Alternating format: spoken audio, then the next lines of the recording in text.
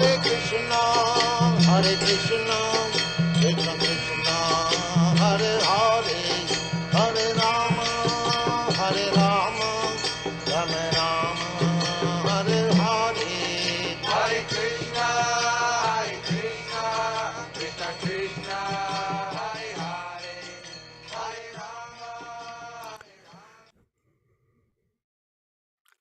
Rama, Hare Krishna. All glories to Srila Prabhupada, all glories to the Sankirtan movement of Lord Chaitanya Mahaprabhu. And welcome everyone to the Wednesday evening Prabhupada Disciples Association class on the Caitanya-caritāmṛta. And we also have an introduction of the reading from Prabhupada's diary back in 1966 in New York City. And we have been following Prabhupada's journey from the boarding of the Jaladuta in his first Jaladuta diary and his journey across the ocean to America. He arrived in America, as we all know, on September 19th. He officially landed in New York City and began his trip to Pennsylvania, Butler, Pennsylvania, where he stayed with the Agarwal family for 3 weeks and then made his way back to New York City to continue his efforts to carry out the order of his spiritual master, Srila Bhaktivedanta Saraswati Goswami Prabhupada. This was at the key of his life and mission, was the order of his spiritual master. And similarly, for all of us, we're sticking to this principle that Prabhupada's instructions and his inspiration as a fully surrendered soul to his spiritual master are the example that we are striving to achieve in this human form of life that we've achieved, and the opportunity to associate with each other in that common focal point that Prabhupada is the transparent via media spiritual master for all of us, as a pure devotee of Krishna. There's a great opportunity for us to take up the mission of Lord Chaitanya together and Prabhupada's mission, which is very important because we are here to preserve the legacy of our Guru, Srila Prabhupada, as the authorized bona fide representative of Bhaktisiddhanta Saraswati Thakur, and guide other people that are coming to Krishna consciousness with the same understanding that Prabhupada lives in his Vani incarnation, his sound incarnation with all of us, despite the misunderstandings that many people have that are approaching this philosophy with mental speculation as the means of understanding, not oral reception. So we're going to read to, excuse me, sorry about that.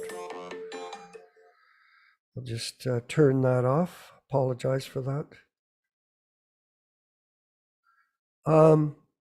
We're going to read from the diary.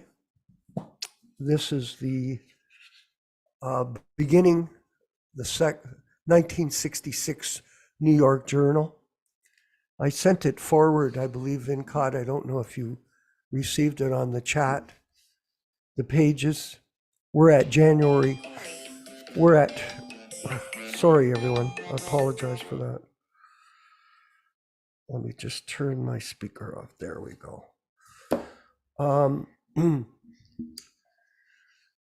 January 23rd, 1966. So it was, Prabhupada arrived on September 19th, 1965. So we're getting an idea of how long he had been here in the West, in America. So on Sunday, January 23rd, in New York, today, due to snowfall, the whole day, I did not go out either to Dr. Mishra's apartment nor outside the studio.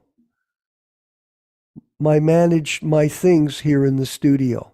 No expenditures today. So remember, he was coming from a warm climate. He had never experienced winter like this. And so it was quite a new experience for him. Yeah, there we are. So on Monday, January 24th, 1966, to see Mr. Larry Bogart morning at 9 a.m., saw Larry Bogart in his office. He advised me to write to Felix Morrow for an appointment to see. So I'm writing him and sending him some literature of Srimad Bhagavatam. And bus fare, 30 cents. On Tuesday, January 25th, 1966, New York City. New York, received letter from Mrs. Sully Argawal, 603 North Walnut Street, Dover, Ohio, intimating that she is taking my book to her new residence. It appears that she has not received my letter dated January 18th, 1966. Decided to purchase one tape recorder, Martel, from the Advertisement Times of New York. No expenditure today. One set of books taken to Mrs. Malapsky. She promises to pay on Thursday, the 27th of January, 66. Lectures delivered in the studio on the test of spiritual realization. It means no more any artificial demand for the body and mind, and the people appreciated. No expenditures today. 9. Srila Prabhupada had been sponsored by Gopal Agarwal and had stayed with the family in Butler, Pennsylvania before coming to New York. And the last page we'll read today is Wednesday, the 26th. Have you got it? I think I sent it to Vinkat Prabhu. No, I don't have that one. Oh, sorry. It's a meeting on January 26th in New York at the church at 4th West 76th Street at 7 p.m. The following letters dispatched. 1, sent a letter to Sali Argawal, 603 North Walnut Street, Dover, Ohio. And he lines them all regards to books. 2, Miss H. Sutley, Bureau of Libraries, 110 Livingston Street, Brooklyn, New York. And 3, Dr. Seymour Fursha, Asia Society, 112 East 64th Street, New York City.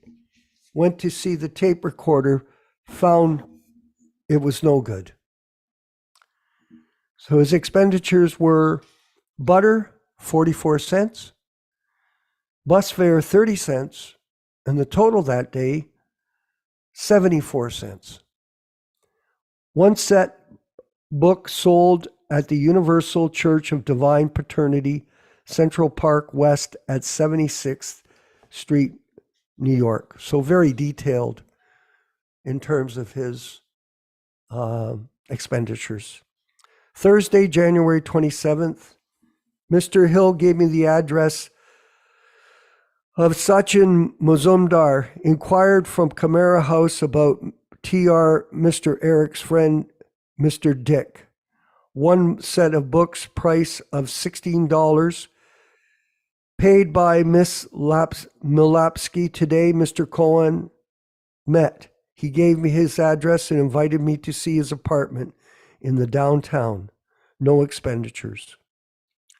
So Prabhupada mentions in the footnote, Harvey Cohen was very interested in spiritual matters and recommended Srila Prabhupada as a teacher to his friends in the footnote, not Prabhupada's footnote.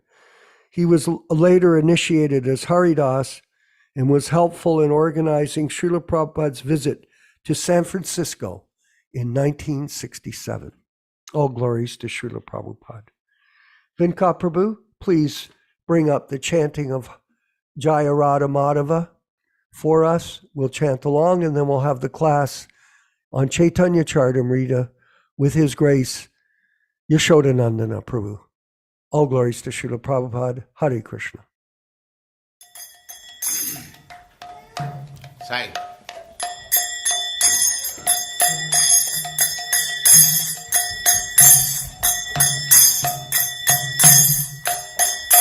Jaya Radha Madhava Punya Bihari.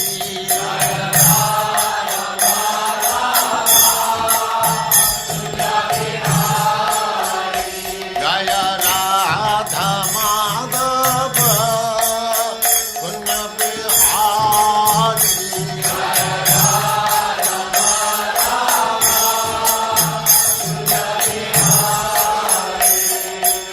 Gopi Jana Vallabha Girivaradhari.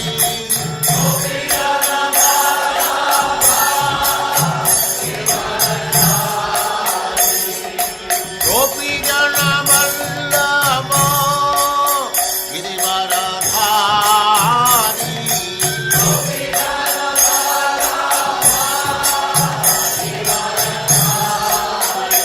Jaya Radha Madhava Punya Bihari.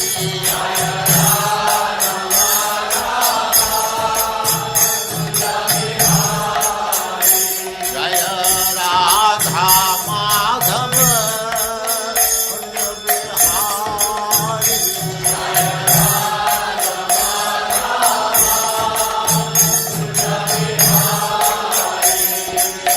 Gopi Jana Vallabha Girivaradhari.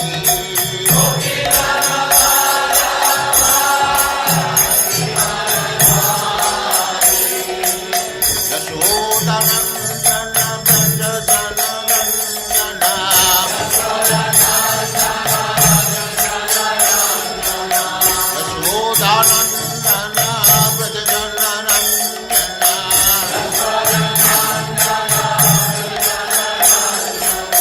Jamuna Tira Vanachari.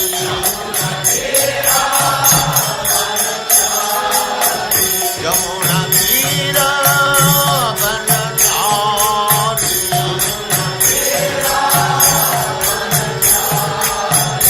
Jaya Radha Madhava Punya Bihari.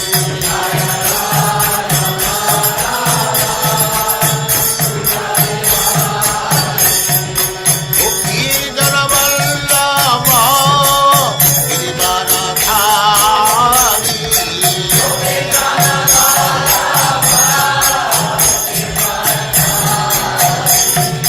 Gopi Jana Vallabha Girivaradhari.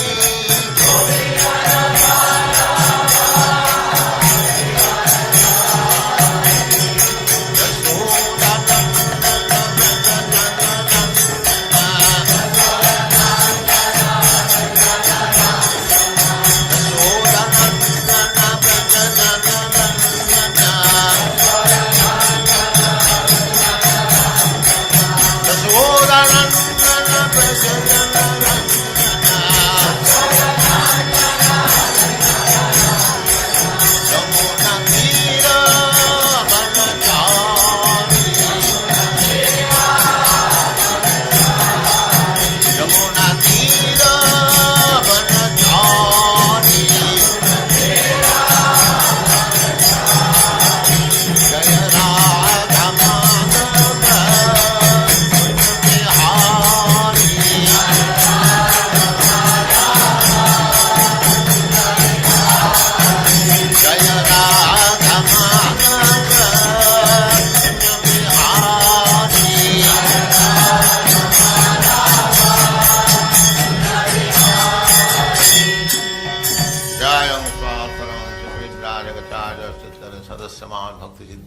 Saraswati Goswami Prabhupada ki jai, Ananta Koti Vaishnavrinda ki jai, Namacharya Srila Haridas Thakur ki jai, Prem se Gaur Sri Krishna Chaitanya Prabhu Nityananda Sri Advaita Gadadhar Sivas Adi Gaur Bhaktivedanta Swami Sri Radha Krishna Gaur Gopinath Sam Kund Radha Kund Giri Govardhan ki jai, Vrindavan Dham ki jai, Navadvip Dham ki jai, Swami Ito Bhaktivedanta ki jai, Ganga Mai ki jai, Jamuna Mai ki jai, Tulasi Devi ki jai, Bhakti Devi ki jai, Swami Ito Bhaktivedanta ki jai.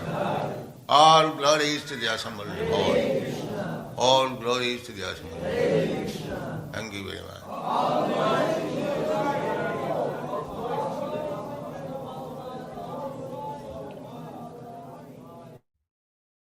Om Namo Bhagavate Vasudevaya. Om Namo Bhagavate Vasudevaya. Om Namo Bhagavate Vasudevaya. Narayanam Namaskrityam. Narayanam Namaskrityam. Naram Cheva Narottamam. Naram Cheva Narottamam. Devim Saraswatim Vyasam. Devim Saraswatim Vyasam. Tato Jayam Mudirayet. Tato Jayam Mudirayet. From Sri Caitanya-caritāmṛta, Adi Lila, chapter 1, from text 18 to 22. Jai Jai Sri Caitanya Jai Nityananda, Jaya Dvaita Chandra Jaya Gaura Bhakta Vrinda. Glory to Sri Caitanya and Nityananda, glory to Advaita Chandra, and glory to all the devotees of Sri Gaura, Lord Chaitanya. Text 19. Etina Thakur Gaudiya ki Koryechena Yatmasat, Etinira Charana Vandan Tire Morenat. These three deities of Vrindavana, Madan Mohan, Govinda, and Gopinatha, have absorbed the heart and soul of the Gaudiya Vaishnavas, followers of Lord Chaitanya. I worship their lotus feet, for they are the lords of my heart. Text 20. Grantera Rambi Kari Mangala Charana, Guru Vaishnava Bhagavanti Nirasmarana. In the beginning of this narration, simply by remembering the spiritual master, the devotees of the Lord, and the personality of Godhead, I've invoked their benediction. Text 21. Tinera smaraneyai vigna vinashana, anayasyai nijavanchita purana. Such remembrance destroys all difficulties and very easily enables one to fulfill his own desires. Text 22. Simangala charanoi trivida prakar, vastu nirdesha shiravada namaskara.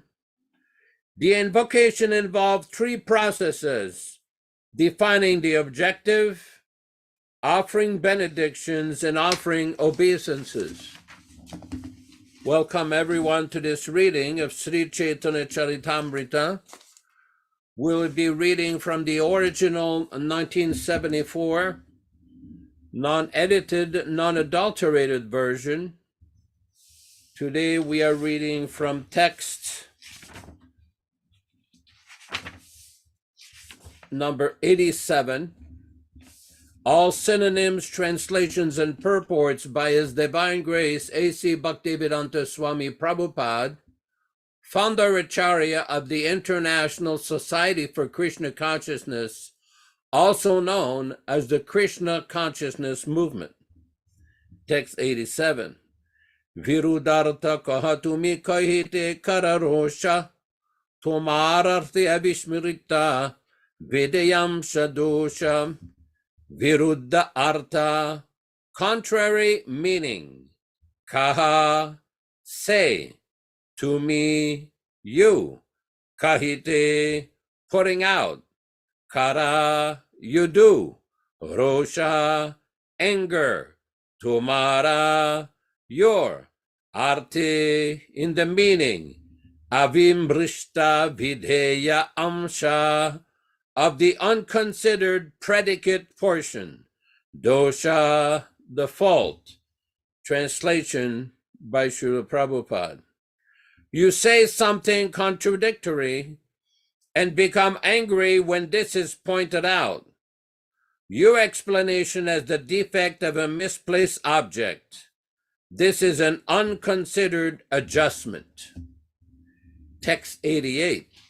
Yanra Bhagavata ete anyera Bhagavata Swayam Bhagavan Shabderata ete Satta Yanra, of whom? Bhagavata, the quality of being the Supreme Personality of Godhead. Aite, from. Anyera, of others.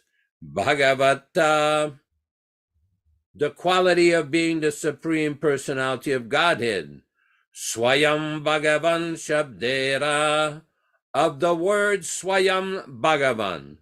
Tahoite, in that. Satta, the presence. Only the personality of Godhead, the source of all other divinities, is eligible to be designated Swayam Bhagavan, or the Primeval Lord. Text 89. Dipo ete yechi bahu dipera jvalan, mula eka dipataha kariye ganan. Dipa, a lamp. Aite, from. Yoiche, just as. Bahu, many. Dipera, of lamps. Jvalana, lighting. Mula, the original. Eka, one. Dipa, lamp. Taha, that. Kariye, I make. Ganana, consideration. Translation. When from one candle many others are lit, I consider that one the original. Purport. The Brahma Samhita, chapter 5, text 46 states that the Vishnu Tattva, or the principle of the absolute personality of Godhead, is like a lamp because the expansions equal their origin in all respects. A burning lamp can light innumerable other lamps that are not inferior, but still one lamp must be considered the original. Similarly, the Supreme Personality of Godhead expends himself in the plenary forms of the Vishnu Tattva, but although they are equally powerful, the original powerful personality of God, it is considered the source. This example also explains the appearance of qualitative incarnations like Lord Shiva and Lord Brahma. According to Srila Jiva Goswami, Shambho stutamo dishtanatvat kajjalamaya sukshmadipa shikastani yasya natata samyam. The Shambhu Tattva, or the principle of Lord Shiva, is like a lamp covered with carbon because of his being in charge of the mode of ignorance. The illumination from such a lamp is very minute. Therefore, the power of Lord Shiva cannot compare to that of the Vishnu principle. Text 90. Toeche sabhavatoire Krishna sekaran arika shloka shuna kuvyakya khandan. Taichi, in a similar way, Sabha, all, Avatarera, of the incarnations, Krishna, Lord Krishna, Se, he, Karana, the cause, Ara, another, Eka 1, Shloka verse, Shuna please hear, Kuvyakya fallacious explanation, Khandana refuting. Krishna in the same way is the cause of all causes in all incarnations. Please hear another verse to defeat all misinterpretations. Text 91-92. Atra sargo visargascha stanam poshanam uttayaha manvataresha nukata nirodo muktirashrayaha dashamasya vishuddhyartam navanam hilakshanam varnayanti mahatmanaha shrutenartena chanjasa. Atra, in the Srimad Bhagavatam, Sargaha, the creation of the ingredients of the universe, Visargaha, the creations of Brahma, Cha, Stanam, and Stanam, the maintenance of the creation, Poshanam, the favoring of the Lord's devotees, Uttayaha, impetuses for activity, Manu Antara, prescribed duties given by the Manus, Isha Anukataha, a description of the incarnations of the Lord, Nirodha, the winding up of creation, Muktihi, liberation, Ashrayaha, the ultimate shelter, the Supreme Personality of Godhead, Dashamasya, of the tent, the Ashraya, Vishuddhyartam, for the purpose of perfect knowledge, Navanam, of the 9, Iha, here, Lakshanam, the nature, Varnayanti, describe, Mahatmanaha, the great souls, Shrutena, by prayer, Artena, by explanation, Cha, and Anjasa, direct. Translation. Here in Srimad Bhagavatam, 10 subjects are described. 1, the creation of the ingredients of the cosmos. 2, the creations of Brahma. 3, the maintenance of the creation. 4, special favor given to the faithful. 5, impetuses for activity. 6, prescribed duties for law-abiding men. 7, a description of the incarnations of the Lord. 8, the winding up of the creation. 9, liberation from gross and subtle material existence. And 10, the ultimate shelter, the Supreme Personality of Godhead. The 10th item is the shelter of all the others.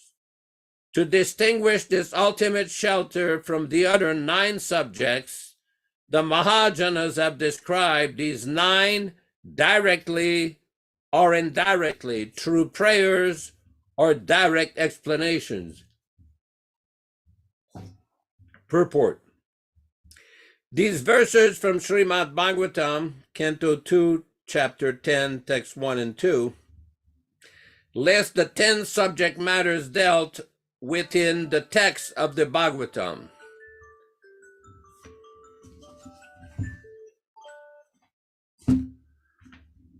Of these, the 10th is the substance, and the other 9 are categories derived from the substance. These 10 subjects are listed as follows. 1, Sarga, the first creation by Vishnu, the bringing forth of the 5 gross material elements, the 5 objects of sense perceptions, the 10 senses, the mind, intelligence, false ego, and the total material energy or universal form. 2, Visarga, the secondary creation or the work of Brahma in producing the moving and unmoving bodies in the universe. Brahmanda. 3, Sthana, the maintenance of the universe by the personality of Godhead, Vishnu. Vishnu's function is more important and his glory greater than Brahma's and Lord Shiva's. For although Brahma is the creator and Lord Shiva the destroyer, Vishnu is the maintainer. Four, Poshana, special care and protection for devotees by the Lord. As a king maintains his kingdom and subjects, but nevertheless gives special attention to the members of his family, so the personality of Godhead gives special care to his devotees, which are souls completely surrendered to him. 5. Uti, the urge for creation or initiative power that is the cause of all inventions according to the necessity of time, space, and objects. 6. Manvantara, the regulative principles for living beings who desire to achieve perfection in human life. The rules of Manu, as described in the Manu Samhita, guide the way to such perfection. 7. Isha Anukata, scriptural information regarding the personality of Godhead, his incarnations on earth, and the activities of his devotees. Scriptures dealing with these subjects are essential for progressive human life. 8. Nirodha, the winding up of all energies employed in creation. Such potencies are emanations from the personality of Godhead, who eternally lies in the Karana ocean. The cosmic creations manifested with his breath are again dissolved in due course.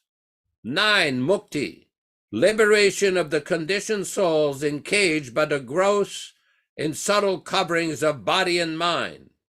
When freed from all material affection, the soul, giving up the gross and subtle material bodies, can attain the spiritual sky in his original spiritual body and engage in transcendental loving service to the Lord in Vaikuntha Loka or Krishna Loka. When the soul is situated in his original constitutional position of existence, he is said to be liberated. It is possible to engage in transcendental loving service to the Lord and become Jivan Mukta, a liberated soul, even while in the material body. 10. Ashraya, the transcendence, the summum bonum from whom everything emanates, upon whom everything rests, and in whom everything merges after annihilation. He is the source and support of all. The Ashraya is also called the Supreme Brahman, as in the Vedanta Sutra. Atato Brahmajignasa, Janmadyasya Yataha. Srimad Bhagavatam especially described this Supreme Brahman as the Ashraya. Sri Krishna is this Ashraya, and therefore the greatest necessity of life is to study the science of Krishna. Srimad Bhagavatam accepts Sri Krishna as the shelter of all manifestations because Lord Krishna, the Supreme Personality of Godhead, is the ultimate source of everything, the supreme goal of all. Two different principles are to be considered Aryan, namely Ashraya, the object providing shelter, and Ashrita, the dependence requiring shelter. The Ashrita exists under the original principles, the Ashraya. The first 9 categories described in the first 9 cantos of Srimad Bhagavatam, from creation to liberation, including the Purusha avatars, the incarnations, the marginal energy, or living entities, and the external energy or material world are all Ashrita. The prayers of Srimad Bhagavatam, however, aim for the Ashraya Tattva, the Supreme Personality of Godhead Sri Krishna.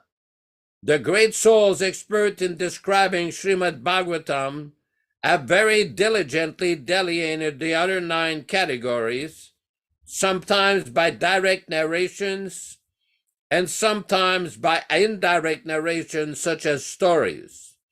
The real purpose of doing this is to know perfectly the absolute transcendence, Sri Krishna, for the entire creation, both material and spiritual, rests on the body of Sri Krishna.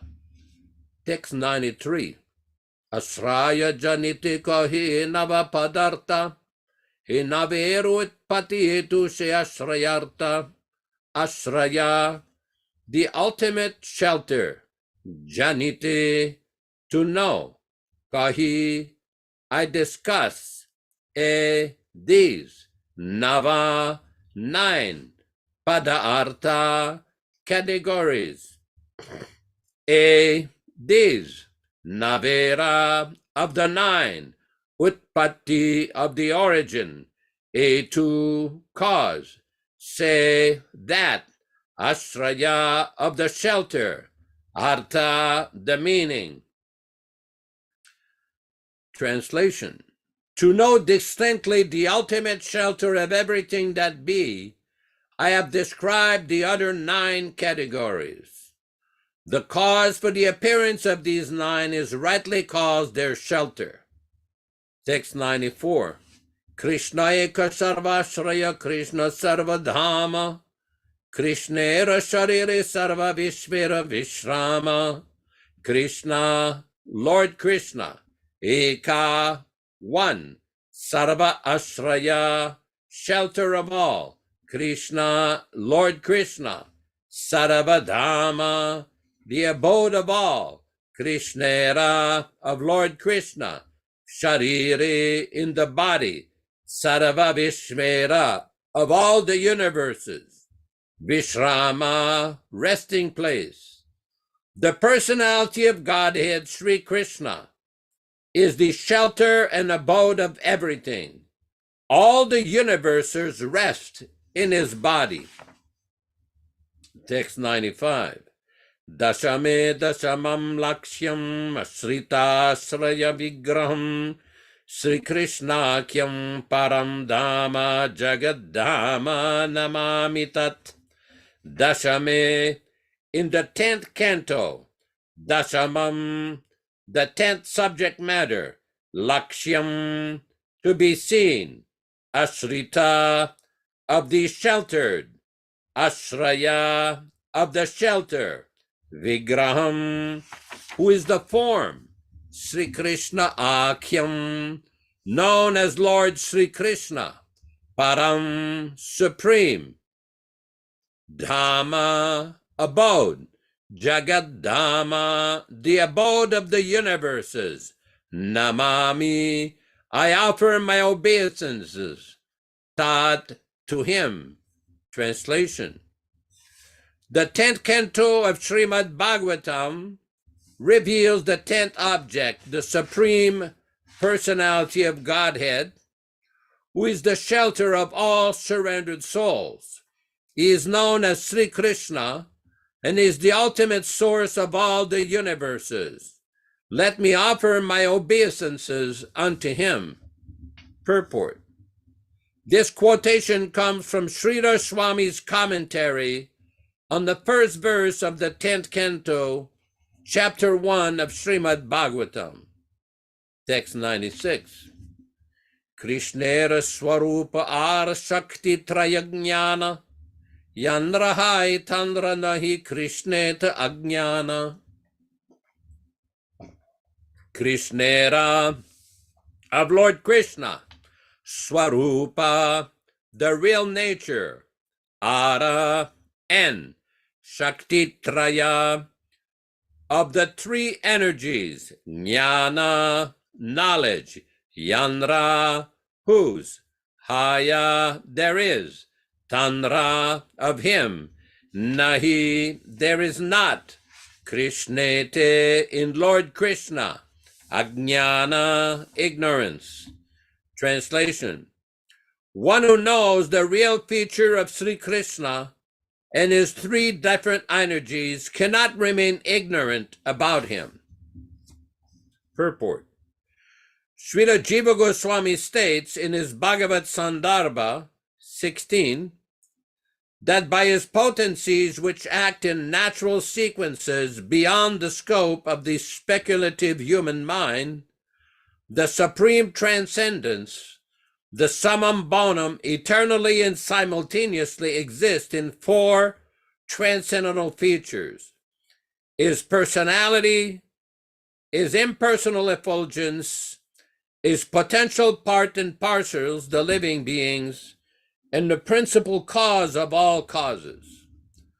The supreme whole is compared to the sun, which also exists in four features, namely the personality of the sun god, the glare of his glowing sphere, the sun rays inside the sun planet, and the sun's reflections and many other objects. The ambition to corroborate the existence of the transcendental absolute truth by limited conjectural endeavors cannot be fulfilled, because he's beyond the scope of our limited speculative minds. In an honest search for truth, we must admit that his powers are inconceivable to our tiny brains. The exploration of space has demanded the work of the greatest scientist of the world, yet there are countless problems regarding even fundamental knowledge of the material creation that bewilders scientists who confront them. Such material knowledge is far removed from the spiritual nature, and therefore the acts and arrangements of the absolute truth are beyond all doubts inconceivable. The primary potencies of the absolute truth are mentioned to be three: internal, external, and marginal. By the acts of his internal potency, the personality of Godhead in his original form exhibits the spiritual cosmic manifestations known as the eternal Vaikuntha lokas, which exist eternally even after the destruction of the material cosmic manifestation. By his marginal potency, the Lord expends himself as living beings who are part of him, just as the sun distributes its rays in all directions. By his external potency, the Lord manifests the material creation, just as the sun with its rays creates fog. The material nature is but a perverse reflection of the eternal Vaikuntha nature. These three energies of the Absolute Truth are also described in the Vishnu Purana, where it is said that the living being is equal in quality to the internal potency, whereas the external potency is indirectly controlled by the chief cause of all causes. Maya, the illusory energy, misleads a living being as fog misleads a pedestrian by blocking off the light of the sun. Although the potency of Maya is inferior in quality to the marginal potency, which consists of the living beings who are part and parcel of the Lord, it nevertheless has the power to control the living beings, just as a fog can block the actions of a certain portion of the sun's rays, although it cannot cover the sun. The living beings covered by illusory energy evolve in different species of life, with bodies ranging from that of an insignificant ant to that of Brahma, the constructor of the cosmos. The Pradhana, the chief cause of all causes, in the impersonal vision, is none other than the Supreme Lord, whom one can see face to face in the internal potency. He takes the material all-pervasive form by his inconceivable power. Although all three potencies, namely internal, external, and marginal, are essentially one in the ultimate issue, they are different in action like electric energy, which can produce both cold and heat under different conditions. The external and marginal potencies are so called under various conditions, but in the original internal potencies, there are no such conditions. nor is it possible for the conditions of the external potency to exist in the marginal or vice versa. One who is able to understand the intricacies of all these energies of the Supreme Lord can no longer remain an empiric impersonalist under the influence of a poor fund of knowledge. Text 97. Krishnera swarupera Yaśodā vida vilas prabhava veba rupe dvivida prakash. Krishnera of Lord Krishna, swarupera of the form, there are, shadvida 6 kinds, vilasa pastime forms, prabhava vaibhava rupe in the divisions of prabhava and vaibhava, dvivida 2 kinds, prakasha manifestations.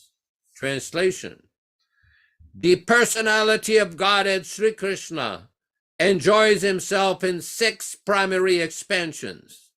His 2 manifestations are Prabhava and Vaibhava.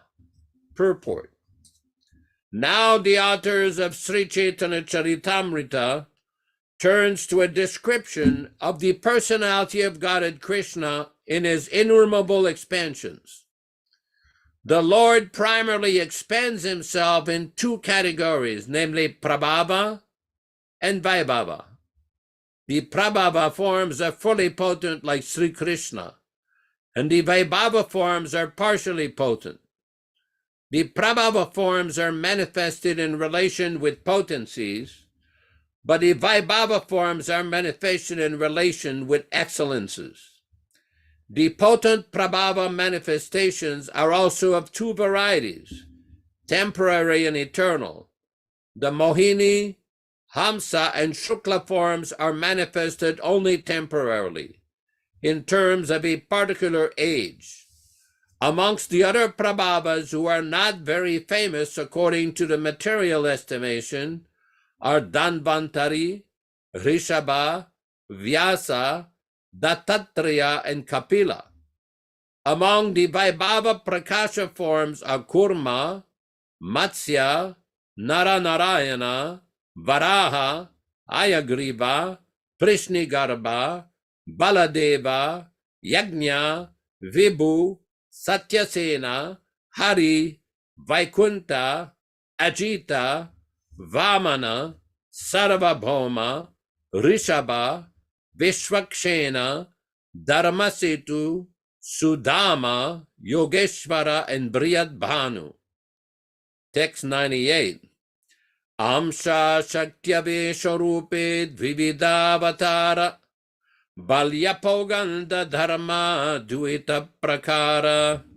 Amsha of the plenary expansion, Shakti Avesha of the empowered, Rupe in the forms, Dvivida 2 kinds, Avatara incarnations, Balya childhood, Pauganda boyhood, Dharma characteristics of age, Dui 2, Ta certainly, Prakara kinds. Translation: his incarnations are 2 kinds, namely partial and empowered. He appears in 2 ages, childhood and boyhood. Purport: the Vilasa forms are 6 in number. Incarnations are of 2 varieties, namely Shaktya-vesha, empowered, and Amsha-vesha, partial. These incarnations also come within the category of Prabhava and Vaibhava manifestations. Childhood and boyhood are 2 special features of the personality of Godhead Sri Krishna, but his permanent feature is his eternal form as an adolescent youth. The original personality of Godhead Sri Krishna is always worshipped in this eternal adolescent form. Text 99.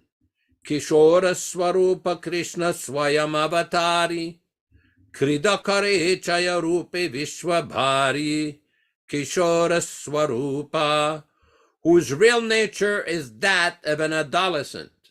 Krishna, Lord Krishna. Swayam, himself. Avatari, the source of all incarnations. Kridakari, he plays. These. Chayarupe, in 6 forms. Vishwa, the universes. Bhari, maintaining. Translation. The personality of Godhead Sri Krishna, who is eternally an adolescent, is the primeval Lord, the source of all incarnations. He expends himself in these 6 categories of form to establish his supremacy throughout the universe. Text 100.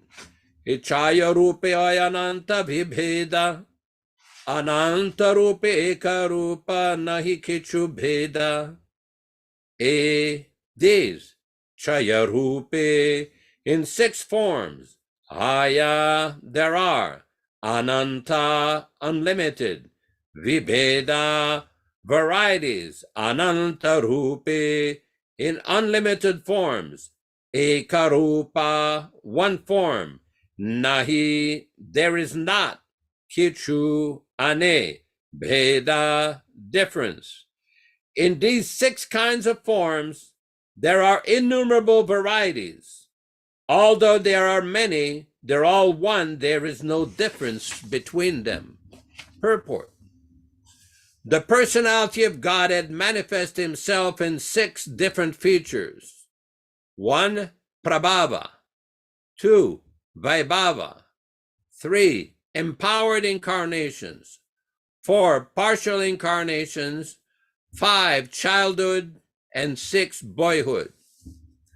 The personality of Godhead Sri Krishna, whose permanent feature is adolescence, enjoys his transcendental proclivities by performing pastimes in these 6 forms. In these 6 features, there are unlimited divisions of the personality of Godhead's forms. The jivas, or living beings, are differentiated parts and parcels of the Lord. They're all diversities of the one without a second, the Supreme Personality of Godhead. Om Ajnana Timirandasya Jnananjana Shalakaya Chakshurun Militam Yena Tasmai Shri Gurave Namaha. Nama Om Vishnu Padaya Krishna Prestaya Bhutale Srimate Bhaktivedanta Swami Niti Namine Namaste Saraswati Deve Gauravani Pracharine Nirvishesha Shunyavadi Paschatya Deshatarine Bhaktisiddhanta Shishyaya Bhaktivedanta Namine Prasannaya Prashantaya Tasmai Shri Gurave Namaha. Bhagavad Vandanam Khadyam Guru Vandana Purvakam Kshiram Sharkara Yuktam Kadatihi Visheshataham Adadana Strinam Danteridam Yachi Punah Punah Srimadurupa Padam Bhojam Dhulishyam Janma Janmani. Namo Mahabhadanyaya Krishna Prema Pradayate Krishnaya Krishna Chaitanya Namne Gauratvishe Namaham Sri Krishna Chaitanya Prabhu Nityananda Shri Advaita Gadadhara Shri Vasadi Gaura Bhakta Vrindam Shri Rup Sanatana Bhatta Raghunatam Sri Jiva Gopala Bhatta Dasa Raghunatam Hare Krishna Krishna Krishna Hare Hare Hare Rama Rama Rama Hare Hare. So here we have a section of the Sri Caitanya-caritāmṛta where Srila Kaviraj Goswami Prabhu is describing very nicely and very technically the position of the avatars and the original personality of Godhead. It's quite significant that as he starts this explanation in text number 88, he describes Yandra Bhagavato eti Anyera Bhagavata Swayam Bhagavan Shabdera Toeti Satta. Only the personality of Godhead, the source of all other divinities, is eligible to be designated Swayam Bhagavan, or the Primeval Lord. He goes on to the next text where he describes, when from one candle many others are lit, I consider that one the original. We see in the Brahma Samhita how Lord Brahma explained in the beginning of the 5th chapter the position of Lord Krishna, Ishwaraha Parama Krishnaha Sachidananda Vigraha Anadi Radir Govindaha Sarva Karana Karanam. And in various verses of this 5th chapter, he describes the position in very technical terms. Diparchireva hidashantaram abhyupetya. That if one lights a candle from one original candle and lights other candles, all of the candles are technically equal, but there is still one original candle. Now, this is an important point because we do know that other Vaishnava Sampradayas, specifically the South Indian Sampradayas, namely the Sri Vaishnava, the Ramanuja Sampradaya, and the Madhva Sampradaya, they are of the opinion that Lord Krishna is an avatar of Lord Narayana. Whereas the Gaudiya Sampradaya, the Vallabha Sampradaya, and the Nimbarka Sampradaya, North Indian Sampradayas, they basically conclude on the basis of the verse of Srimad Bhagavatam, Krishnastu Bhagavan Swayam, that Lord Krishna is the original personality of Godhead, Swayam Bhagavan. Now, this is a very important point because one has to understand everything in terms of the statement of the Shastras. Now, there's numerous statements from Srimad Bhagavatam here with regards to the Ashraya and Ashrita, where it is explained that Lord Krishna is the shelter of everyone. In text number 94, Krishna Das Kaviraj describes the personality of Godhead Sri Krishna is the shelter and abode of everything. All the universes rest in his body. Now again, each and every one of these verses, like Prabhupada described, that every word in his books is very significant. And this portion of Caitanya-caritāmṛta is very technical, it's very detailed. We've often explained that this particular section of the Caitanya-caritāmṛta is based upon a book that it was written by Rupa Goswami called Laghu Bhagavatamrita. Everyone has heard how in the Caitanya-caritāmṛta, in one purport, Prabhupada speaks of the Brihad Bhagavatamrita, of the story of the progression of the different devotional understandings in Vaikuntha, Goloka Vrindavan, all of the different rasas. Prabhupada even says that those who are interested in the subject matter of devotional service must read this book. It's a very important book of Gaudiya Vaishnavism. But there's another Bhagavatamrita called Laghu Bhagavatamrita, where Rupa Goswami systematically explains all of the incarnations. And this description, this section of the Caitanya-caritāmṛta is based upon that same book of Rupa Goswami. Now, it is good fortune that Srila Prabhupada has translated this because we can see it is all broken down in different categories. Very important point. Because ultimately, one has to understand Krishna in truth. Just like in the Bhagavad Gita, in the 10th chapter, text number 8, Krishna explains, Aham sarvasya prabhavo matta sarvam pravartate. That I am the source of everything material and spiritual. So all of these different incarnations, they're all from the personality of Lord Krishna. One should not think that Krishna is just an incarnation of Lord Vishnu or Lord Narayana. That is not the proper conclusion. It may have been preached at a particular time to preach against the Mayavadis or the impersonalists, because that's all they could understand.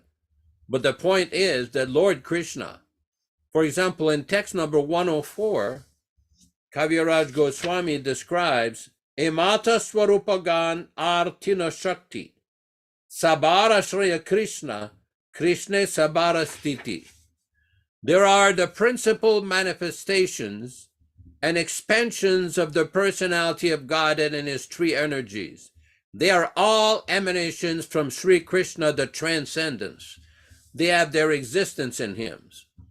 In other words, all of these different Purusha avatars, namely the Karano Dakshaya Vishnu, the Garbo Dakshaya Vishnu, and the Kshiro Dakshaya Vishnu, they are all from the personality of Sri Krishna and Lord Balarama, his transcendental brother. And the four primary expansions in the spiritual world, Vasudev, Sankarsana, Aniruddha, Pradyumna, called the Chaturvyuha, they're expansions of Lord Balaram. And Lord Narayana and all the expansions in Vaikuntha, they all come from the original form of Sri Krishna. This is described in a book called Vishnu Damottara. It's also further explained in the Caitanya-caritāmṛta. So devotees should very carefully study each and every one of these verses. There are actually some charts which have been made by different Gaudiya Vaishnavas explaining all of these different expansions from the original form of Lord Krishna. I'll dig them out and send them to various participants in these readings and discussions. This is very interesting. So devotees should be, there is a very good reason why Srila Prabhupada insisted that devotees should carefully study every word of his books. Prabhupada one time told his Sanskrit scholar, Prajimna Prabhu, Panditji, that my disciples should study every one of my books, read my books very carefully, just like lawyers read the law books. Carefully study everything. Because one cannot understand Lord Krishna without studying the revelations and purports of the Acharyas. There's a very important lecture by Srila Prabhupada that he once gave. I'm trying to locate it here.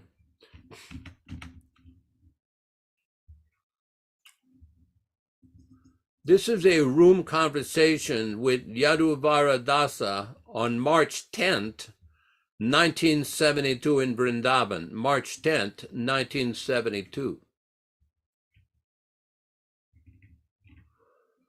One point Prabhupada is explaining, the devotee says whether the British should have been forcibly removed from India. Prabhupada, yes, that is ordinary duty. If you encroach upon my freedom, I have the right to kill you. That is recommended. That is clearly stated in the Shastras. If anyone sets fire in another's house, if anyone kidnaps his wife, if anyone takes his money, so many lists, he's to be killed. There is no question. He can be killed immediately. That action-reaction is going on in the material world. That is a different thing. That is karma bandha. But in devotion, there's no karma bandha. As Krishna is freed from the all reaction, similarly, Krishna's devotee who wants to satisfy Krishna only is also free from all reaction. Therefore, Krishna says, Acharyam mam vijaniyan nava manyeta karichit. Srimad Bhagavatam 11:17-27. The Acharya is as good as I am. Krishna says, Nava manyena karichit. Never neglect him. Namartya buddhya suyeta. Never be envious of the Acharya, thinking him as anything of this material world. Acharya mam vijanayan. Srimad Bhagavatam 11:17-27. Therefore, Acharya's position is as good as Krishna. Sakshadharitvena samasta shastrer. Acharya is always cautious that he may not be subject to criticism. But who criticizes Acharya, he becomes immediately offender. Because he's playing the part of Acharya, he plays as far as possible. But sometimes for preaching work, he might have to do something which is not consistent. But if he's criticized, then that man who criticizes, he becomes, of course, he must be Acharya, not a bogus. Ordinary man cannot transgress the laws, but Krishna and his representative Acharya might be sometimes seen that he has transgressed. Therefore, Krishna says, Acharya mam vijanayan, Bhagavatam 11:17-27.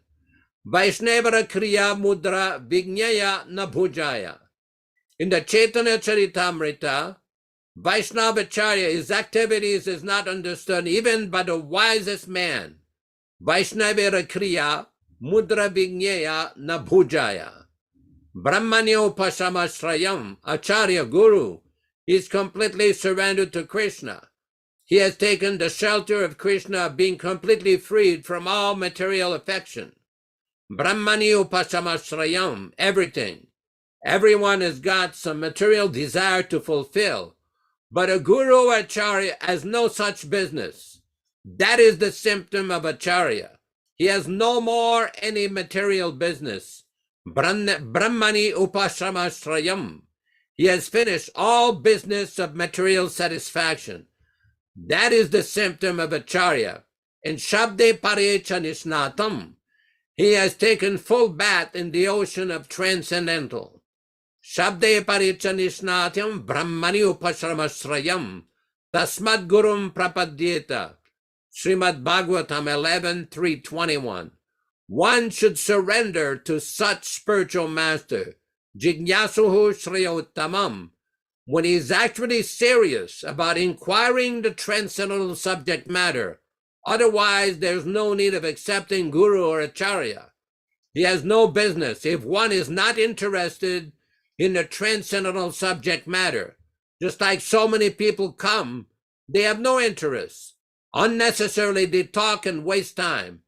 As soon as I asked that man that if I say something, whether you will accept, he said, if I like it, then I shall accept.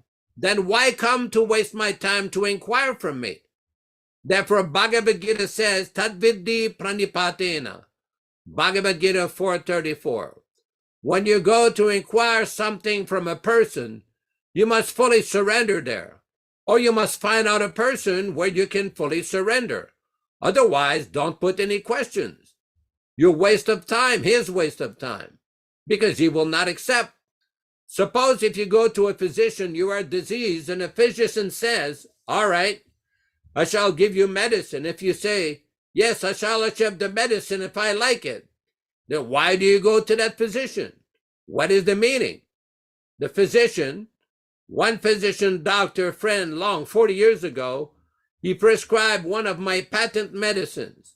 And the patient little protested because it is Indian made. He was Eurasian. So as soon as he questioned, what is this medicine, Indian made? Yes, it is Indian made. If you have no such faith, don't come to me. He flatly said, don't come to me. That should be the position of the physician or acharya. If you go there, you should accept whatever he says. If you are in doubt, then don't go there. That is the position. It is freedom. It is not that you have to accept some acharya particular by canvassing. No. You should be inspired, yes, here I can surrender, here I can gain something. Then surrender. In the spiritual science, there is no bluffing. Everything must be clear-cut. Otherwise, it will not be very satisfactory. Hear this sound, chakaka, laughter, because nobody takes this rooster. Anyway, this is interesting. This is from a conversation with Srila Prabhupada in Vrindavan. in March of 1972. Now, will we open the discussion back to Vishwakarma and other Prabhus? Hare Krishna. Thank you very much for your detailed reading of the scriptures today and your explanation of some of the very detailed translations and purports given by Srila Prabhupada in this section of Adi Lila, chapter 2. And I wanted to point out further, Prabhu, on page 146, Prabhupada was explaining about the 10 subjects described in the Srimad Bhagavatam, which is text 91 and 92. So on page 146, he further describes mukti, liberation of the conditioned souls engaged by the gross and subtle coverings of body and mind. When freed from all material affection, the soul is giving up the gross and subtle material bodies and can attain the spiritual sky in his original spiritual body and engage in transcendental loving service to the Lord in Vaikuntha Loka or Krishna Loka, when the soul is situated in his original constitutional position of existence. He is said to be liberated. It is possible to engage in transcendental loving service to the Lord and become Jivan Mukta, a liberated soul, even while in the material body. So this particular understanding was our understanding of Prabhupada's position when he was personally present with us, that he was liberated from within the material body as fully surrendered. Now, we've been reading about the pastimes Yaśodā Prabhu from his journey on the Jaladuta and his early days of beginning the Krishna Consciousness movement, and how meticulous he was, even in terms of how much money he spent for sugar, 15 cents.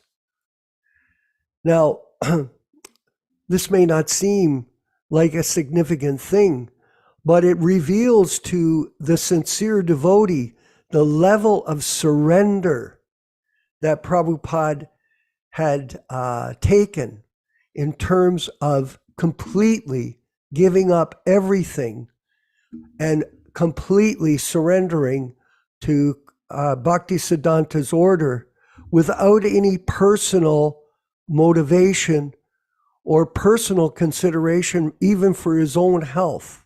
As you know, we all know, he suffered 2 severe heart attacks on the boat on his way on the Jaladuta.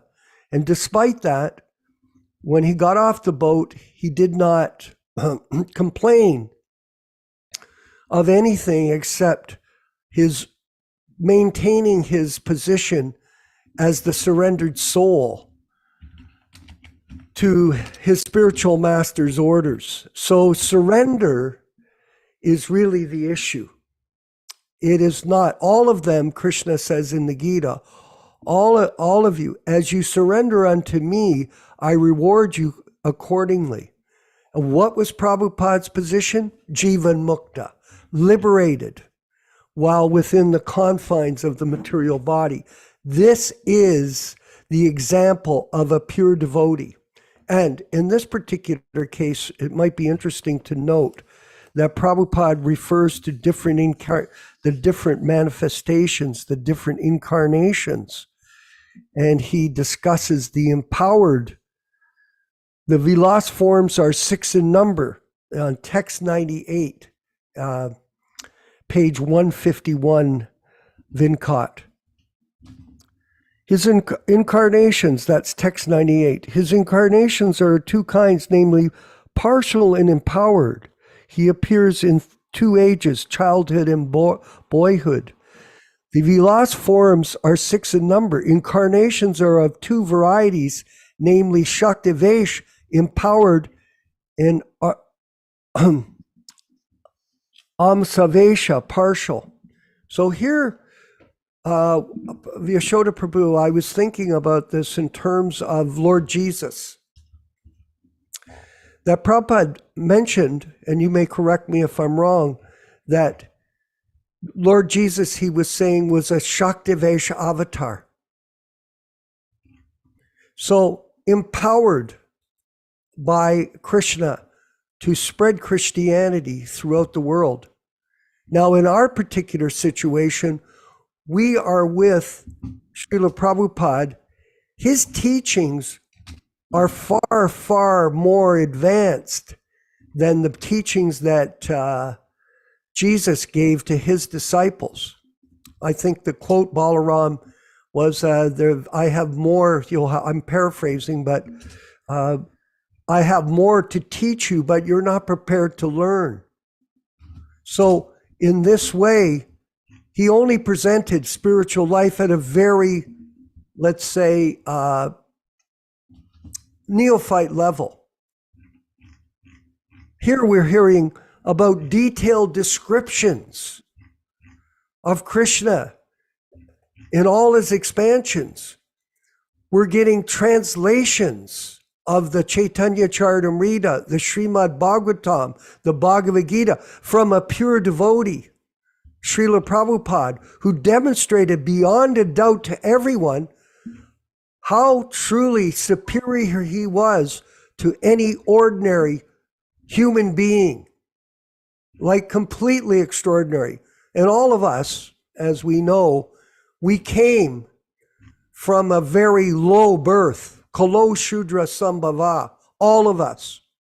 And then all of a sudden, by the grace of the pure devotee, we become lifted up. And today we have the opportunity to attend a class like we are and get this information from the pure devotee, empowered Shaktivesh avatar, extraordinary. One thing I wanted to mention is the purpose of our Prabhupada Disciples Association is to protect that legacy, which has become adulterated by misconceptions of other people who are not truly surrendered. They're not at the level of Srila Prabhupada. None of our God brothers are even remotely close to him because of his life work, his success. His accomplishments are extraordinary, and they must be protected moving down into the future history of the world. This is a very serious mission that we are also on, to represent Prabhupada correctly as the Shaktivesh avatar that he truly is. This is not a small thing. It's very important. When people take that role, it becomes a great offense against our disciplic succession. Yaśodā, please, if you could comment. Yeah, these are very important points, because there's sometimes a misunderstanding that one who acts in the position of Acharya can make mistakes. Well, we just read in the Caitanya-caritāmṛta 2 sessions ago, Brahm Pramada, Viprablipsa, Karanapatava, Arsha Vignya Dosha Nahi Esaba, that the 4 defects of conditioned souls are not present in the words of liberated sages, in the words of great personality like Vyasadeva and great powerful acharyas, because they're freed from these defects of the conditioned soul. The tendency to cheat, the tendency to make mistakes, the tendency to be illusioned. All of these defects are present in conditioned soul, Bhada Jiva. But the Mukta Jiva, the Jivan Mukta, is freed from these misunderstandings. And when we analyze and study statements of great personalities like Srila Prabhupada and other great acharyas, it's very important to remember that, because in our conditioned position, sometimes it becomes difficult to understand what they're saying because of our long, very long conditioning. Just like in the Caitanya-caritāmṛta, there is a description by Krishnadas Kaviraj that one should not try to speculate on the position of the great acharyas. In other words, the great acharyas, they are based on Vaishnavira Kriya Nabhujaya. That one who is a powerful acharya, even the most intelligent person, the most erudite person, the most from the material point of view, one cannot understand the mind of such a powerful acharya, powerful Vaishnava. I've often told the story of one devotee in Calcutta who approached Srila Prabhupada, and the sannyasi asked Srila Prabhupada that when the spiritual master closes his eyes, what does he see? And Prabhupada rebuked him by saying, that you do not need to ask. So then he continued, very humbly asked Srila Prabhupada, but Prabhupada, the pure devotee, when he closes his eyes, what does he see? Prabhupada says, yes. The pure devotee, when he closes his eyes, he sees the pastimes of Radha Krishna manifested in his heart 24 hours a day. Now, which one of us can claim that we've got the pastimes of Krishna 24 hours a day manifested in our heart? That is a very exalted, special, unique, precious position. And that is the position of a personality like Srila Prabhupada. It's important because there are many people who can act in different capacities of being Shiksha Guru, Vartma Pradashapa Guru on different levels. Okay, like Prabhupada one time said, all Vaishnavas are authorities, but there are different degrees of authorities.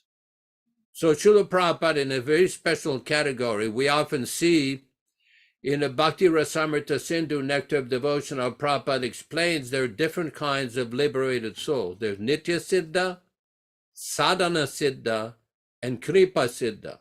Nitya Siddha means eternally liberated. They are never conditioned, even when they come here. These are the eternal associates of Krishna. Srila Prabhupada is in that category of a special associate of Lord Chaitanya Krishna who's come down from the spiritual world to bring the mission of Lord Chaitanya. Then there's sadhana siddha, somebody by spiritual practice and a mercy of spiritual master, he also becomes liberated. Prabhupada also says in the ultimate analysis, there's no difference. There's no difference and there's still a difference. Then there's kripa siddha, somebody who may not have followed diligently all the principles of devotional service, but by the unique mercy, the special mercy of a pure devotee, he also becomes liberated, kripa siddha. So, but the position of a nitya siddha should be very clearly understood. This is not a something to be lightly taken. The position of eternally liberated soul, these great acharyas like Bhaktivedanta Thakur, Bhaktisiddhanta Saraswati Thakur, Srila Prabhupada, Baladevi Vidyabhushana, Vishnu Chakravarti, Rupa Goswami, Sanatana, all these great souls are nitya siddhas, eternally liberated from the spiritual. They're sent here by Lord Chaitanya. And when we try to understand their teachings, we have to approach this with the utmost respect and the utmost caution, not to make offense, not to speculate, not to interpret, or not to think, oh, the Acharya has made a mistake. Don't think like that. There's a conversation in the Prabhupada Conversation book where Srila Prabhupada was discussing with some disciples that if you think that your spiritual master is mistaken, you are mistaken. So one has to be very intelligent in these matters and very carefully and diligently approach the writings of the spiritual master. Hare Krishna. Excellent.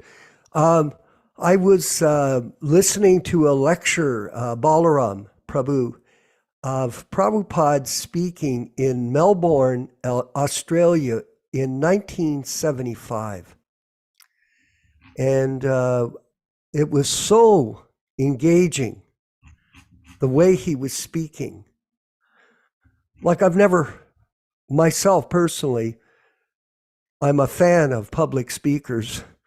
I love to hear people speak, but there is no one I've ever met or heard that can compare to Srila Prabhupada's ability to articulate knowledge, transcendental knowledge to people the way he did. It was extraordinary. I was wondering, were you at that class in Melbourne in 75 when he gave that wonderful lecture? I wish I had the title of it. It's online, but I've noticed, Prabhu, and maybe we've all seen this, when you hear Prabhupada speak, there's such depth in what he says, in the examples that he uses, the scriptural quotes that he provides, the insight that he has. It really demonstrates that he is truly Jivan Mukta, a liberated soul. Were you at that class, Balaram? Yes, Prabhu. I was at that class, and I think Dopyana Prabhu was also there. Yes, this was 1975. This was when we first opened the big Melbourne temple. Srila Prabhupada came in May of that year after the India festival. He came across, and I was, up until that time, I was always a Sankirtan man out distributing books, and because I had experience previously in my previous life as I had an antique shop, right? So I used to do furniture restorations and everything. So Madhavisa Swami at the time, he commissioned me to do a lot of the restoration work in the temple and preparing Srila Prabhupada's personal rooms. You might have seen the beautiful room that Srila Prabhupada had in the old monastery building, which was there.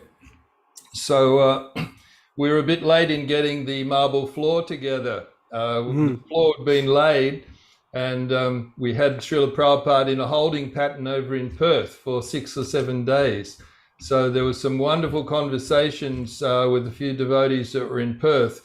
Anyway, when we finally got the temple prepared, Srila Prabhupada came across, and he installed the big Gornitai Astadata deities. And also we relocated the beautiful Radha Vallabha deities from our previous rented temple up into that new temple. So Prabhupada came and opened the temple, the headquarters there, and he visited there 75, and then also again in 1976. Unfortunately, due to his health in 77, of course, he didn't make the trip then. So that was a wonderful, very wonderful time. And what you're saying about Srila Prabhupada speaking, I've mentioned quite a few times, I think, to yourself as well. Just like we're hearing Yaśodā-nandana Prabhu just reading there, but because Venkat is so masterful, he's got special siddhi. Immediately he's got the transliteration up on the screen. So when we're hearing the speaking and reading the words, reading the translation at the same time, it's double effect. I guarantee if we had just been hearing Yaśodā-nanda speaking all those wonderful verses, we would not have assimilated so much. But by reading and hearing at the same time, we're engaging all of the senses. So I recommend that to devotees listening to Prabhupada lectures or reading, do the double take, do the reading and try to have the transcript at the same time. But one point I wanted to comment on, if possible. Apart Please. from today here in Australia and India, we're celebrating Lord Nrsingadev Chaturdasi, and with Venkat, you're about 4 hours behind us. So now it's 11 a.m. So we're halfway through our fasting for the Supreme Lord. But you were mentioning, yes, in those verses reading that Srila Prabhupada is a liberated soul, even in this material world. He's acting as a liberated soul. So Srila Prabhupada, in that capacity, he saw everything in relationship to Krishna. Just like you were saying, 15 cents for some sugar, because Prabhupada saw that everything belongs to Krishna. Waste not, want not. I was thinking when you mentioned that point, when we were in India in 1974 for the festival, and Srila Prabhupada was walking along, I think it was, it wasn't in the long building, it might have been in 75 or 6, but anyway, he was walking along, And there were the rooms, the accommodation rooms, and there were some rooms that had the big lock on them. We had those big padlocks. And also, so he was walking, the room was locked, but the fan was going and the light was on. And Srila Prabhupada said, why are they angry? He said, they are wasting Krishna's energy. He said, the room was locked, but the light was on and the fan was on. So no one was in the room because it was locked from the outside, right? So, and another point that you were saying that we were talking about Lord Jesus Christ. In a lecture in down in Bombay at the time with Sri Radharas Bihari, in the evening, Srila Prabhupada actually stated, there was a big Pandal program, Prabhupada was giving the classes there, and he stated, yes, the Christians and Lord Jesus Christ, he said, they are on the first rung of Vaishnavism. He said on the first rung, when you were mentioning Jesus had more to say. So Prabhupada actually made that point in the class in Bombay. He said, as a Christian, he said they're on the first rung of Vaishnavism. So accepting that God is there, there is some concept of God. Of course, they don't know his name, his address, or his personality, old man with the beard, but still that was there. So wonderful reading. Thank you very much. And much more to say on the ashraya, the shelter, but that's all for now. Thank you. Hare Krishna. Thank you. Vinkat, I see we have a question. Could you read it out from Tartwa Darshana? He's in Jaipur for Yasoda. Sure, yes. What is the difference between Acharya and spiritual master? Yasoda, please, if you could give a response. Well, the term Acharya and spiritual master are synonymous in many of Prabhupada's writings, although technically Acharya is a very special position, because Acharya, just like we were reading that verse, that lecture from Srila Prabhupada, that Acharya Mam Vijanayan, one who's acting in the capacity of a Vaishnava Acharya. He says that Krishna says, I am the Acharya. The Acharya is myself. And then Krishna himself in this Bhagavatam verse is warning that do not become envious of the Acharya, thinking the Acharya to be an ordinary man. Now, the difficulty we have is that sometimes we see that many of Srila Prabhupada's statements in his books, it's just like one time Prabhupada was giving a lecture in Chandigarh, India, to a group of journalists. And he's trying to tell all these journalists that they should become gurus and preach Bhagavad Gita all over the world, because they were born in a very favorable circumstance in India. Bharat Bhumiti Oye Manusya Janmajar, Janma Sartak Kari Para Upakar, engage in Para Upakar, or beneficial activities for the whole of human society, preach the Bhagavad Gita, become trained up and preached. Now, none of these people were very trained up. We know that. But Prabhupada is encouraging them to teach, to preach, to guide, to counsel, like that, to shiksha. There is another category of spiritual master called Vartma Pradashaka Guru, one who shows the path.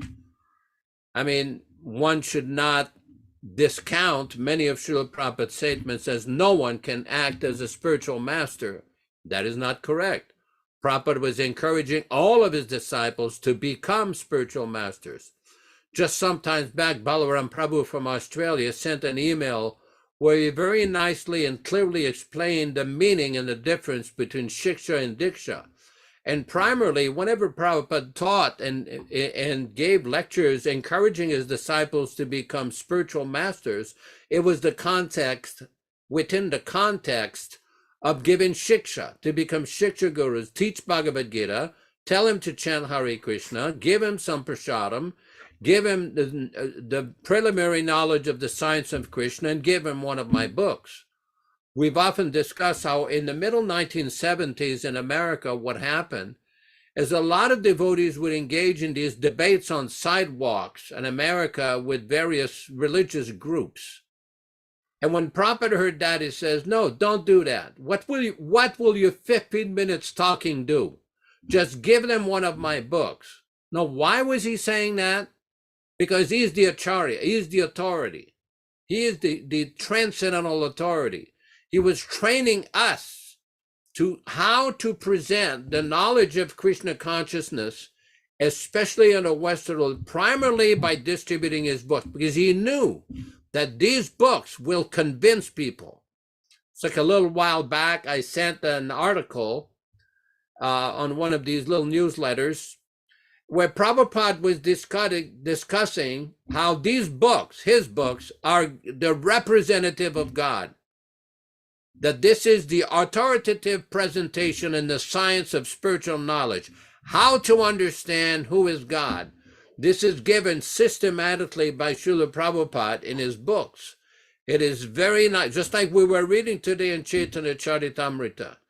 Any reasonable person will understand that Krishna is the original personality of Godhead. Prabhupada is presenting the same knowledge that Krishna Das Kaviraj was presenting, the same knowledge that Rupa Goswami was presenting, the same knowledge that Jiva Goswami was presented in his various sandarbhas, but it's presented according to time, place, and circumstance, so that people in the Western countries, the Alpamedasa crowd, or less intelligent crowd, as described in the Srimad Bhagavatam for Kali Yuga, the symptoms of the age of quarrel and hypocrisy, and the level of understanding intelligence of people are very nicely described in Srimad Bhagavatam. It is not to find fault. It is simply the fact-finding by Vedavyas 5,000 years ago. What would happen in Kali Yuga? Why people have a short duration of life, they're lazy, they're unfortunate, and they are less intelligent in the matter of spiritual understanding. And the Acharya comes down from the spiritual world, and Nitya Siddha, and eternally liberated, to present according to the level of intelligence of people in Kali Yuga. You know, one time we were on a morning walk near the ocean, and what happened is one lady, a devotee lady, asked Srila Prabhupada, "Oh, Prabhupada, in your book, sometimes it is very difficult to understand." And Prabhupada stopped, and he didn't look at her. He looked at all of us. He says, Krishna consciousness is not for the less intelligent. And I'm repeating this so that I don't want to misunderstand it. We're trying to point out some fault with this devotee lady. That's not what Prabhupada did. He was looking at all of us. He says, Krishna consciousness is not for the less intelligent. In other words, Prabhupada was aware of the quality of the people that he was preaching to. It's like Vishwakarma Prabhu said, we were born in Shudra families, or lower than that. And basically, we have been rescued by the mercy of a pure devotee, by his kindness. He didn't have to come here. Prabhupada could have easily stayed in Vrindavan, in Radha Damodar temple. He had his rooms, he had his kitchen, he was there, he had many friends there. He was doing his writing. He was fulfilling his spiritual master's mercy.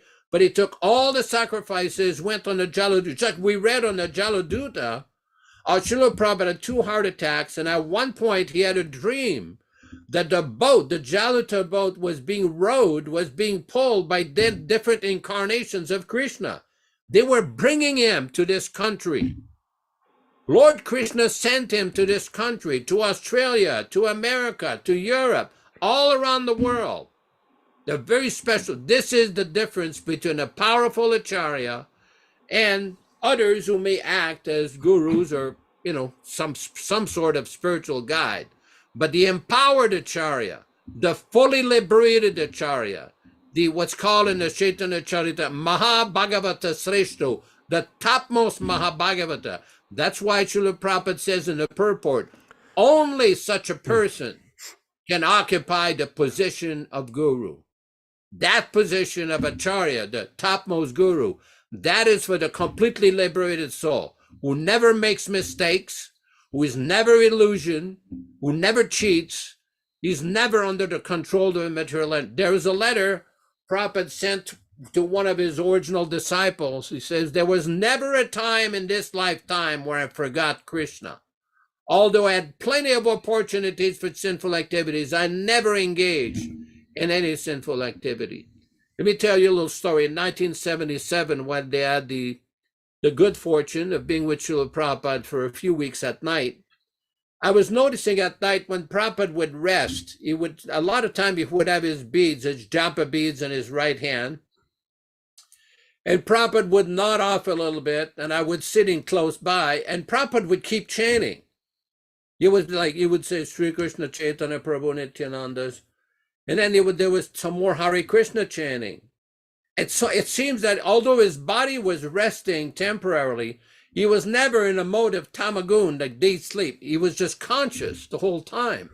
And this reminded me of a statement in Nectar of Devotion where Prabhupada described that great transcendentalists who are liberated from material condition are never under the influence of material energy, whether in their waking state, their sleeping state, or dreaming state. This was Srila Prabhupada's position. He was always transcendental.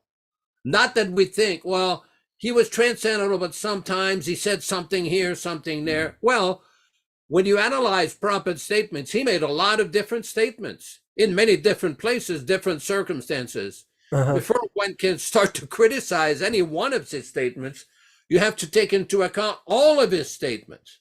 You can't pick and choose, I don't like this statement, or some people accuse Prabhupada of being a racist. Well, you better understand that many of these things come from the Bhagavatam, from the 4th canto, the story of King Prithu. Was King Prithu a racist? He was an incarnation of Krishna. Was he a racist? One has to use the intelligence to understand where this knowledge is coming from and what platform this is on. This is from the transcendental platform, above the physical, mental, and intellectual platform. Very important to distinguish. Hare Krishna. I hope it helps. Yes. Oh, excellent. And further, I wanted to bring up a point for all of us about what is the qualification of a pure devotee. And we have today is Wednesday here in Canada and the US. So it's Jayananda's disappearance day, I believe. And here we have a prime example for all of us to follow in terms of what it means to surrender to the mission of our Guru. Because really, the essence of Jayananda's success in Krishna consciousness came from his character. In other words, some people have a character where they're going to be a mental speculator. No matter what you say to them, they'll speculate something else. They'll think something else. And they'll give an argument about something else because they're on the mental plane. They're not liberated. The difference between an ordinary devotee and an advanced devotee is their character. And Jayananda Prabhu exemplified the character of a fully surrendered devotee. For example, he got, I believe Yaśodā, it was $20,000 from his parents when his father died. He got an inheritance. He gave all of the money to Prabhupada, all of it.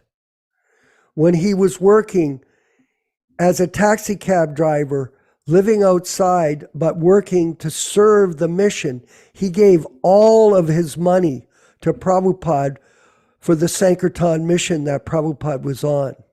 When he was engaged in devotional service, he was fully surrendered to his service as his only occupation.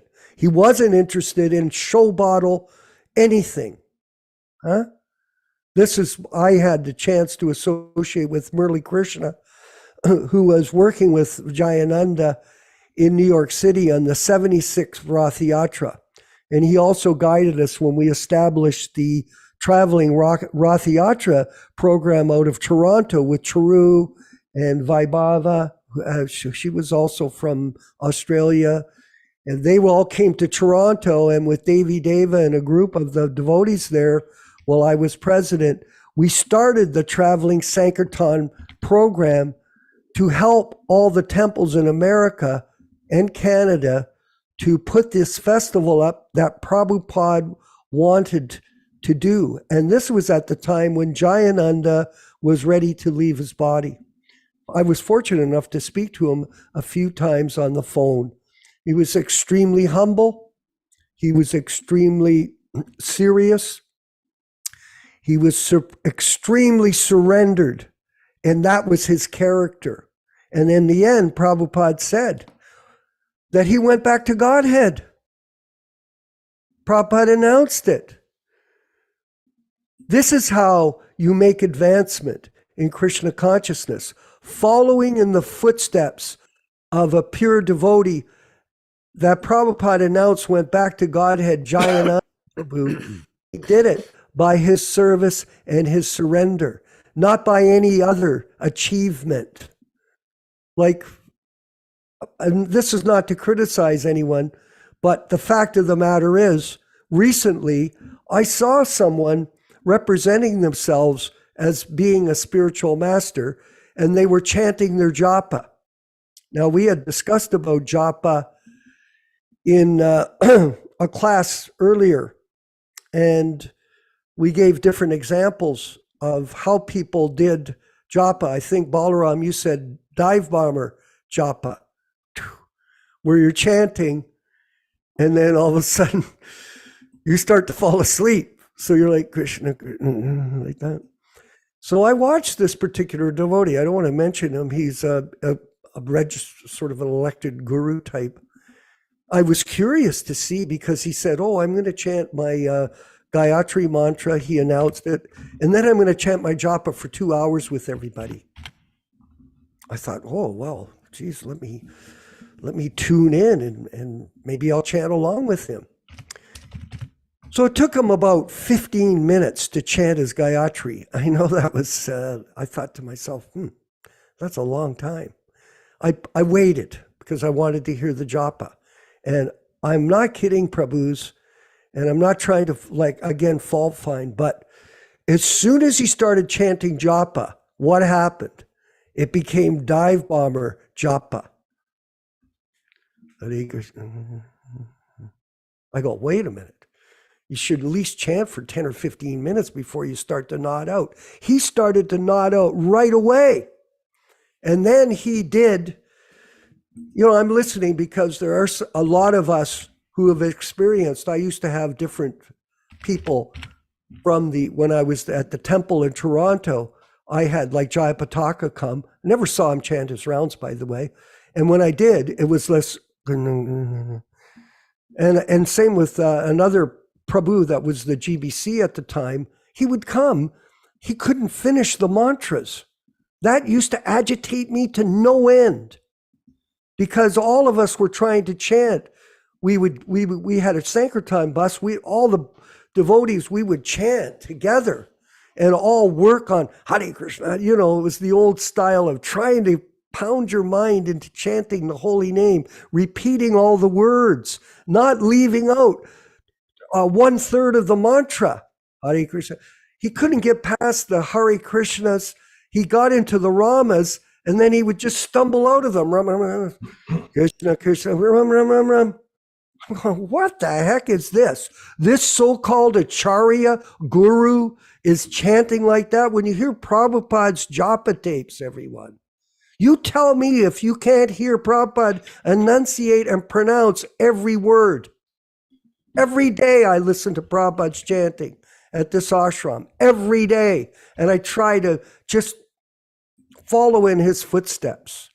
So this today is Jayananda's disappearance day, and it's a great celebration today because he exemplified the position of a great disciple of Srila Prabhupada, who humbly took to service without any pompous, flamboyant nonsense that we see has gone on in the society.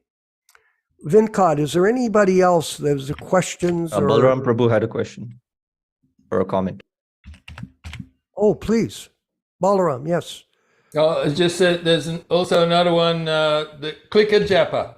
They use clickers now instead of feeling the beautiful Tulsi beads. Sneaker, sneaker, ram, ram, clicker, clicker, clicker.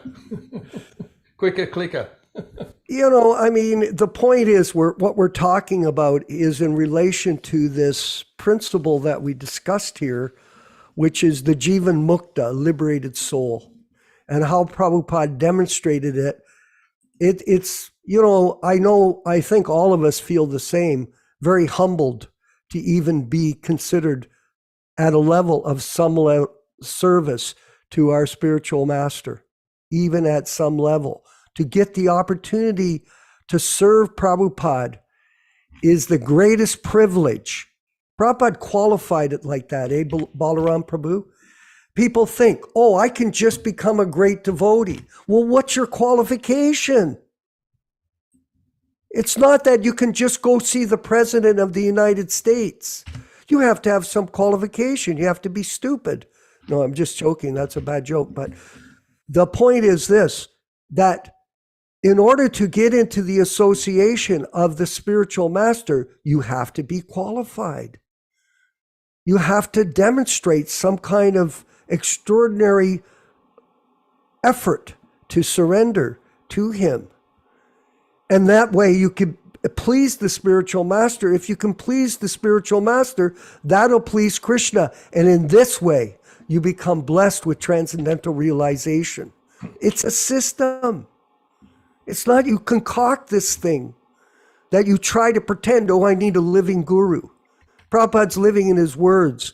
Prabhupada's living in his example that he's delivered to us in all these different formats.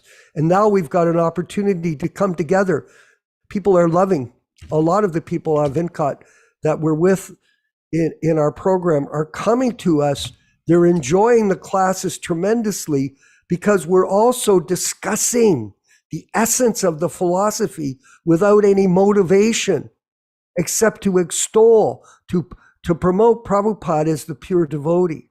This is the essence of this philosophy that we have, and then to surrender to him like Jayananda did while he was present with us on the earth. Vinkat, please, if you could comment. Yeah, I mean, I don't really have any comment. Yeah, you mentioned that Srila Prabhupada was not a racist. So I just wrote in the chat that Srila Prabhupada was the complete opposite of a racist, because he cared about all races, because he took the trouble to travel to, the West, to all over the world. So, to anyone who says he's or even thinks that he can be racist, they don't understand this basic fact. That's true. And if anybody had a desire to serve and a desire to surrender, irrespective of color, creed, or race, they were accepted wholeheartedly into the Sankirtan mission of Lord Chaitanya when Prabhupada was present. He never made a distinction, including, even though the Shastra does scientifically analyze everything in a very sophisticated manner, Prabhupada took the position, Balaram, as you know, to engage everyone according to their personal desire to serve, whether it was a man, a woman, a child, no matter, it didn't matter. He embraced everybody into the Sankirtan mission of Lord Chaitanya without a doubt. This is all this mundane mental speculation. Yaśodā, please. I see there's a question. There's a statement by Dharma Bhavana Prabhu in Texas. Yes. He says, how can we understand ulterior motive? What is definition?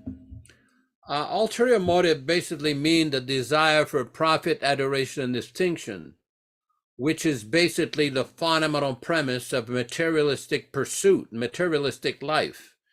Everybody wants profit, some money, some sense gratification, some name and fame from themselves, a distinctive position. This is characteristic. Whereas in spiritual life, one has to think in terms of Krishna is the ultimate Lord, is our dear spiritual or supreme personality of Godhead, and we render service to him under the direction of the spiritual master, Srila Prabhupada.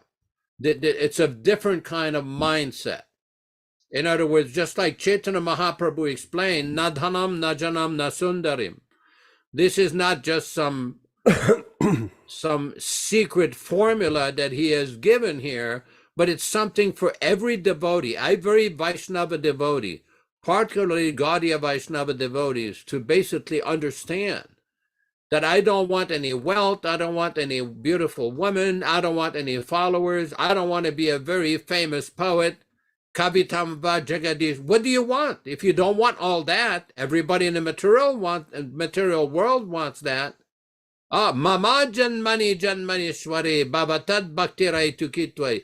I simply want your service, causeless service, birth after birth, without any personal motivation. And we see in Caitanya-caritāmṛta the life of Ishwara Puri, Madhavendra Puri, so many great devotees, completely, totally dedicated to Lord Krishna. So many examples of great Vaishnavacharyas in our Sampradaya. Very, very important. When we see there's a poetry by Bhaktivedanta Thakur, most of devotees are familiar with this. It's in the Song of the Vaishnavacharyas. This particular poetry is basically a description. It's called Gopinath, where Bhaktivedanta Thakur is addressing Lord Gopinath and praising him, basically explaining how he feels as a devotee, as a pure devotee.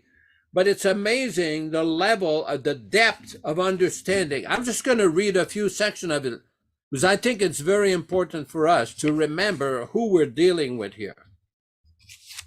Okay, hold on here. Let me just get the page here.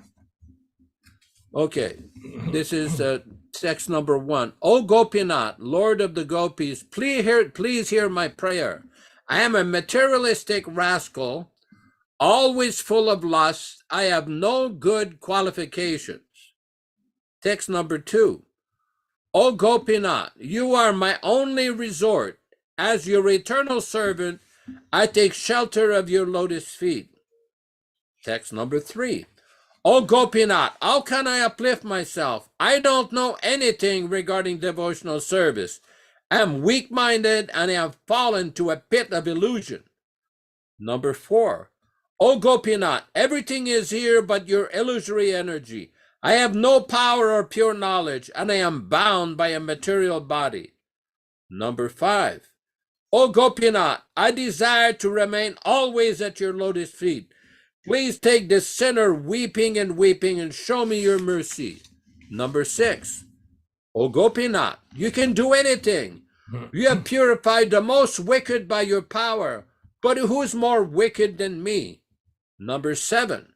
O Gopinath, you are the vessel of kindness. You enter into this mundane world and display your sublime pastimes for the sake of the fallen souls. Number 8. O Gopinath, I am the sinner of sinners, yet I sit waiting for you to take me, for many demons have effaced your lotus feet. And Bhaktivedanta Thakur goes on for 2-3 sections with these wonderful feelings and expressions of what it means to be a pure devotee.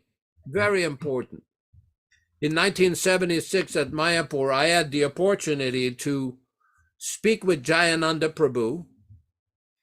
And I raised the issue, well, why don't you just take sannyas? He says, oh, no, I can't do that. I can never do that. I said, well, why not? Oh, he said, because that would be a disgrace to the Vedic culture for me to take sannyas. The amazing humility of this person. I mean, we didn't quite realize at the time when we saw Jayananda. I mean, we saw how he was busy going to the market to bring some vegetables, speaking to so many people, building the Ratha carts, reading the Krishna book. And then it is amazing mentality, this constant selfless service mentality, just a perfect example. What does it mean practically? What does it practically mean to be a pure devotee?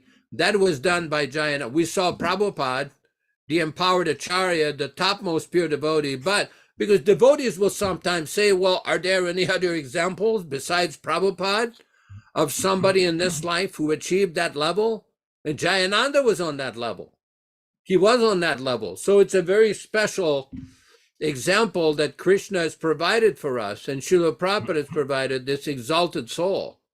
I told the story a couple times how in 1977 in Vrindavan, in the beginning of May, Srila Prabhupada was talking with his godbrother, Dr. O.B.L. Kapoor.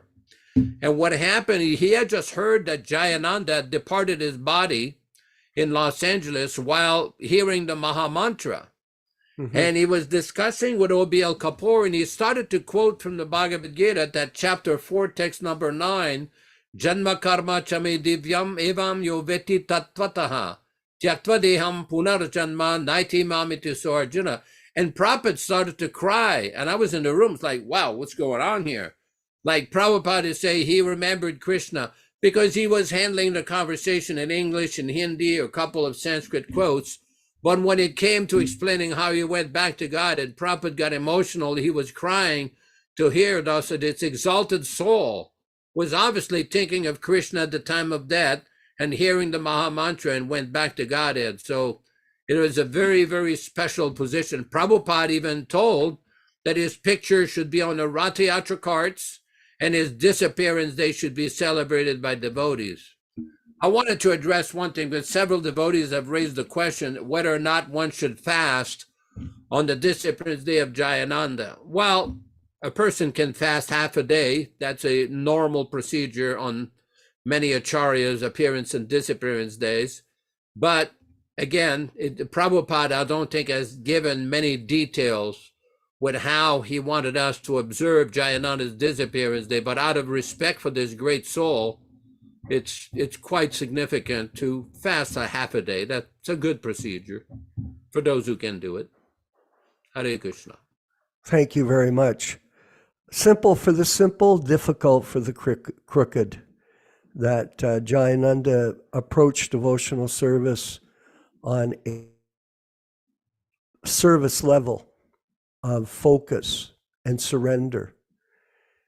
And so like that, we encourage all of our members of the Prabhupada Disciples Association to chant 16 rounds every day, to follow the 4 regulative principles, to attend the classes that we're conducting, and to preach Krishna consciousness and distribute prasadam to as many people that they can in their local areas. This is a decentralized program of preaching and sadhana. Even though we don't have a brick temples and mortar, we have the temple of the mind. This is a motivational, spiritual, not motivational talk, as Vincott mentioned. In regards to Tony Robbins, some people are speaking as motivational speakers like Tony Robbins. We are trying to represent our spiritual master as carefully as possible. Recently, I had a Prabhu who's attending our classes come to visit me, a Bhakta. He's not young, he's 65 years old. Very nice person, originally from England. And he was telling me about everything that he's discussing, Vincott. He's talking and telling me and then explaining how difficult the world is and all about the money things that are going on and this and that. And I looked at him and I said to him, Prabhu, why don't you try to repeat what you're reading in the books as answers or points of discussion with the people that you're meeting, that you're going out in the boardrooms with every day? Why don't you try to repeat the philosophy from Prabhupada's lips that you're learning? You're studying the Bhagavatam, but you're not repeating it. So in the same way, our business is to repeat what we're hearing from Srila Prabhupada without any change. Be a humble servant. Be aware of the brilliance of the pure devotee and our opportunity to repeat his words to other people. And then people will come up to you and say, well, geez, you're so brilliant. Then you can tell them, well, it's not what I'm saying, it's what my guru has taught me. I'm simply repeating what I've heard without adulteration. So anyway, it's getting late here in the East Coast, and we've had an extended discussion. And I see some other points have come up on the chat. We'll preserve them for the next get-together of our transcendental colleagues. And we'll be meeting again on Saturday morning at 10 a.m.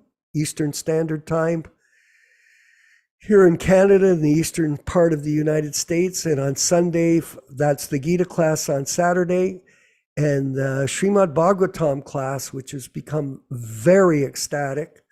I recommend everybody to invite their friends and their family to attend these classes if they feel it's appropriate for them, and getting a chance to get some taste of the Krishna Consciousness movement as we all knew it, and we're preserving it in these classes as we all knew it when we started Balaram back in 75, in the 70s, when we were in association. There is a part of this process, everyone, which involves association with other devotees. Very important. And discuss amongst devotees this philosophy. And when you do that, that is also a transcendental mellow that Prabhupada injected into his mission, so everyone would become inspired and motivated to carry on through the difficult challenges that we face every day going through this life. So this is a great opportunity for all of us. So I certainly appreciate it. And I want to thank everyone for attending the class here. It was a little bit over again tonight, but nonetheless, very blissful. So Vinkat Prabhu, could you please play the kirtan for us? You listen to Prabhupada, play the cartels. I wanted to make a comment. I had a kirtan this week with Cameron, Yaśodā knows him, and I taught him how to play cartels. And Prabhupada said, if you can make the cartel ring, it's because you've done it in the past. I heard that. And I showed him the cartels, Cameron, Yaśodā, and I didn't even go through the process of showing him how to wrap them around his fingers. I just showed him like this. And he wrapped them perfectly around his fingers. And I went like this, 1, 2, 3. And didn't he start right away and play the cartels? Boom, boom, tsh, boom, boom, tsh. And I asked him, ever played them before? And he goes, no, I've always wanted to play them. Thank you for showing me. Unbelievable. So there's hope for the modern world with new people like Cameron coming to the table to learn Krishna consciousness from the association of all of us. All glories to Srila Prabhupada. Now listen to the cartels, how they play them back then. So stiff, but it didn't make it, at least they played in time. Play that kirtan for us. Listen carefully, everybody. Krishna Caitanya Nityananda Shri Advaita Gadadhar Shivāsadi Gaur-bhakta-vrinda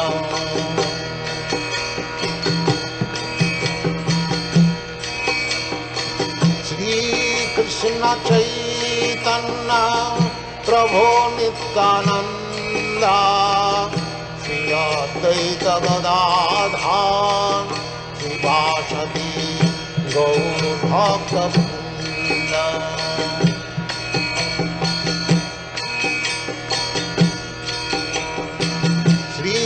Krishna Caitanya Prabhu Nityananda Shri Advaita Gadadhar Shivāsadi Gaur-bhakta-vrinda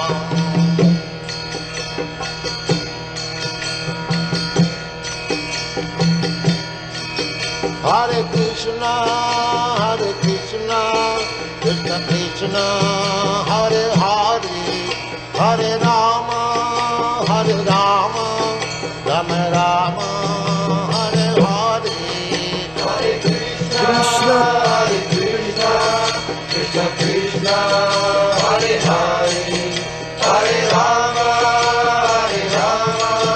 Rama Rama, Hare Hare. Hare Krishna, Krishna Krishna, Hare Hare, Hare Rama, Rama Rama, Hare Hare. Hare Krishna, Krishna Krishna, Hare Hare, Hare Rama, Rama Rama, Hare Hare. Hare Krishna, Krishna Krishna, Hare Hare, Hare Rama, Rama Rama, Hare Hare. Hare Krishna, Krishna Krishna, Hare Hare, Hare Rama, Rama Rama, Hare Hare. Hare Krishna, Krishna Krishna, Hare Hare, Hare Rama, Rama Rama, Hare Hare. Hare Krishna, Krishna Krishna, Hare Hare, Hare Rama, Rama Rama, Hare Hare. Please forgive us if we've offended anyone in the group tonight. It was not our intentions. Let us offer our respectful obeisances unto all the assembled Vaishnava devotees of the Lord. Vanchakalpa Vanchakalpa tarubhyascha kripa sindubhya evacha patitanam pavanebhyo Vaishnavebhyo namo namaha. Hare Krishna, Shyama Sundar from Australia. Hare Krishna, Hare Krishna. Hari Bol, Hari Bol. Bhakta Michael, thank you. All glories to Srila Prabhupada. Hare Krishna. Hari Bol. Please forgive us, everyone.